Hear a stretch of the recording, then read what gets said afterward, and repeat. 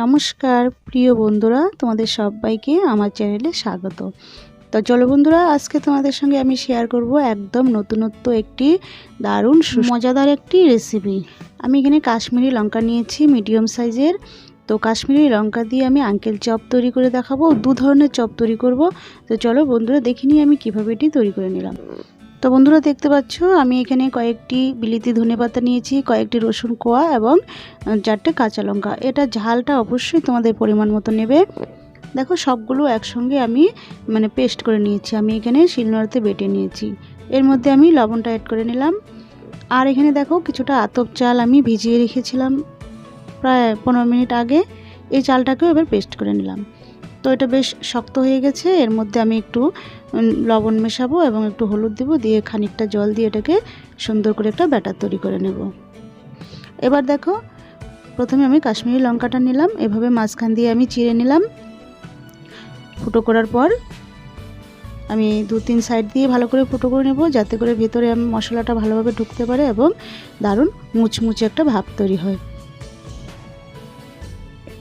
তো এর মধ্যে এবার আমি যে ধনেপাতার পেস্টটা তৈরি করেছি এটা এর মধ্যে আমি পুরে দেব, পুর হিসাবে ব্যবহার করব। তো এভাবে ভরে দেওয়ার পর আমি আস্তে করে আবার সেটাকে বন্ধ করে দেব।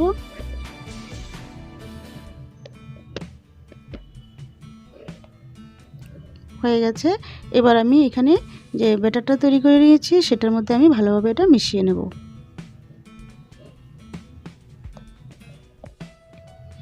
এটা আমি একটা গোটা কাশ্মীরি লঙ্কা দিয়ে একটা চপের রেসিপি আমি দেখালাম, তবে ভাজার নিয়মটা একই রকম। তাই আমি আরেকটা পদ্ধতি তোমাদের সঙ্গে শেয়ার করব। যেভাবেই তোমরা করতে পারো, দুটোই খেতে বেশ ভালো মজাদার লাগে। তো এটাকে গরম তেলে ভেজে নিলে বেশ তৈরি হয়ে যাবে। এবার দেখো আমি এটাকে মাঝখান দিয়ে আমি একদম ফালা করে নিচ্ছি। এটা অন্য আরেক ধরনভাবে আমি করে নেব। তো এর মধ্যে আমি একই ধরনের পুরটা ব্যবহার করব, যে ধনেপাতা বাটনাটা। তোমরা চাইলে অন্যান্য মশলা দিয়ে তৈরি করে নিতে পারো, তবে আমার কাছে এটাই ভীষণ ভালো লাগে খেতে। এর সেন্টটা দারুণ মজা। তো এটাকেও আমি এভাবে ভিতরে আমি ভরে দিলাম।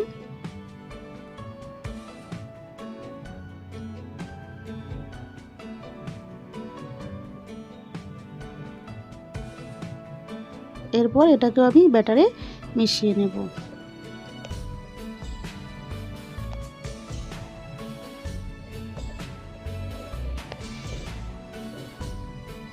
ব্যাটারটা লাগিয়ে নিলাম। আর এদিকে আমি প্যানের মধ্যে আমি তেল বসিয়ে দিয়েছি। তেলটা ততক্ষণে হয়তো গরম হয়ে গেছে।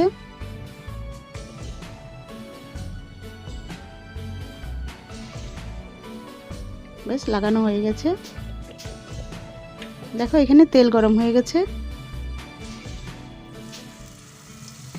এবার গরম তেলে আমি এক এক করে চপগুলো দিয়ে দেব।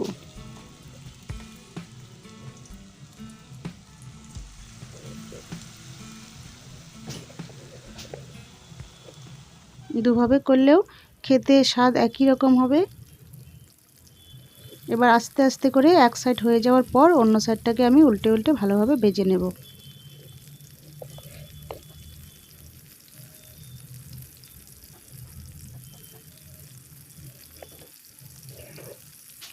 দেখতেই পাচ্ছ বন্ধুরা, কত সহজে কত কম সময়ের মধ্যে আমি এটিকে তৈরি করে নিলাম। খেতেও ভীষণই ভালো লাগে। এটি যে কোনোভাবে খাওয়া যায়, ভাতের সঙ্গে ডালের সঙ্গে খেতে দারুণ মজা লাগে। তো বন্ধুরা, তোমরা অবশ্যই এভাবেই করবে, খেয়ে দেখবে কতটা ভালো লাগে। তার আগে বন্ধুরা, ভিডিওটি দেখার সময় একটি লাইক দেবে এবং তোমাদের ভালো লাগলে কমেন্ট করবে।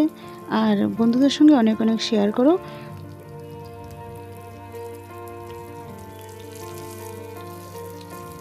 আমার চ্যানেলটিকে সাবস্ক্রাইব করে বেল বাটনটি অন করে রেখো, যাতে পরবর্তী নতুন নতুন ভিডিওগুলি সবার আগে তোমাদের কাছে পৌঁছে যায়।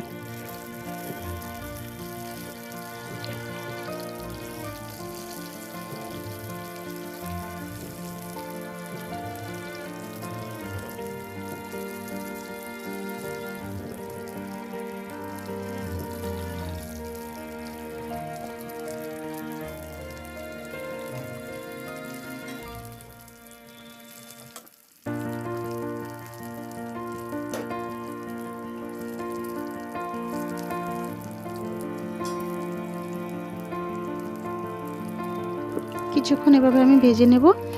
তো দেখলেই বোঝা যাবে যে এটা মুচমুচে হয়ে গেছে, তখন এটাকে আমি তুলে নেব।